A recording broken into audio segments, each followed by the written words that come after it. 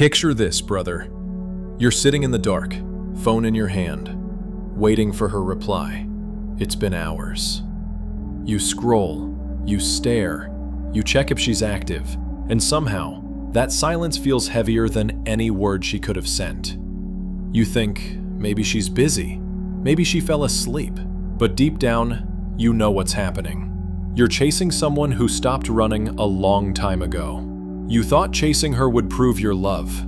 You didn't realize it was proving your weakness. Every woman, and I mean every woman, is biologically wired to feel attraction, not through comfort, but through uncertainty. It's not manipulation, it's survival. Since the beginning of time, women had to test for strength, for leadership, for security. Not the man who followed, but the man who could walk away. In the tribal days, the man who didn't chase wasn't cold. He was abundant.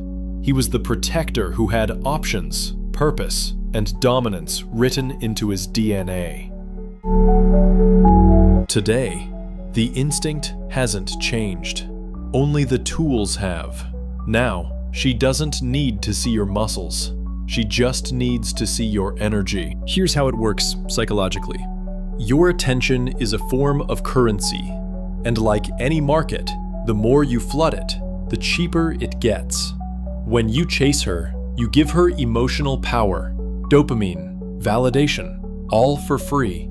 She feels rewarded before she even earns your respect. Meanwhile, your own brain, your dopamine system, gets trapped in a loop. You crave the anticipation of her reply, not the woman herself. That's not love, brother. That's a neurochemical addiction disguised as romance. And the cruel part? The more you chase, the less she wants to be caught. You start noticing it. She replies slower. She laughs less. Suddenly she's busy.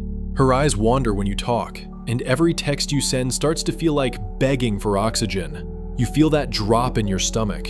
Not because she's gone, but because you're losing control of how you feel about yourself. That's not rejection. That's her subconscious telling you you've become predictable. But it's not all your fault. Society trained you for this. They told you to chase love, to prove your devotion, to never give up. Hollywood taught you that if you chase hard enough, she'll come running back in the rain. Dating apps turned you into a free source of validation. And feminism twisted the narrative, turning male effort into female entertainment. Whatever, every system around you profits from one thing: your obedience. They don't want you calm, they want you chasing. Because a man who chases is distracted, and a distracted man is powerless. Then comes the collapse.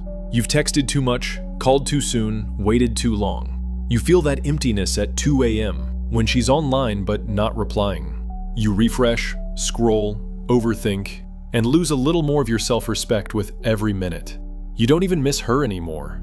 You miss the version of yourself that she once wanted. That's not heartbreak, my friend. That's identity erosion. I once knew two men. One begged, one walked away. The first spent months trying to fix things. He wrote long messages, poured his soul out, made promises. She ignored him. The second man didn't say a word. He focused on himself, and within weeks, she texted him first. "Where have you been?" Silence, brother, is the loudest language a man can speak. Here's the bitter truth most men never face. Women don't respect need. They respect discipline. Desire without boundaries looks like desperation, and desperation kills attraction faster than any mistake. She doesn't fall for the man who tries the hardest. She falls for the man who can't be controlled. You were never meant to chase. You were meant to choose. So what happens when you stop chasing completely? You reset the balance. Withdraw, rebuild, reclaim your gravity. Go silent, not out of spite, but out of peace. Detach first, decide later. Redirect your energy into your body, your craft, your mind. Start lifting, creating, learning, leading. Because when you move like a man with purpose, her instincts shift. She feels your power before you even say a word. That's when the world starts chasing you. Not because you wanted it, but because you became it. So, my friend, stop running toward her. Stand still. Let silence become your shield. Let focus become your weapon. The man who stops chasing women starts attracting the world.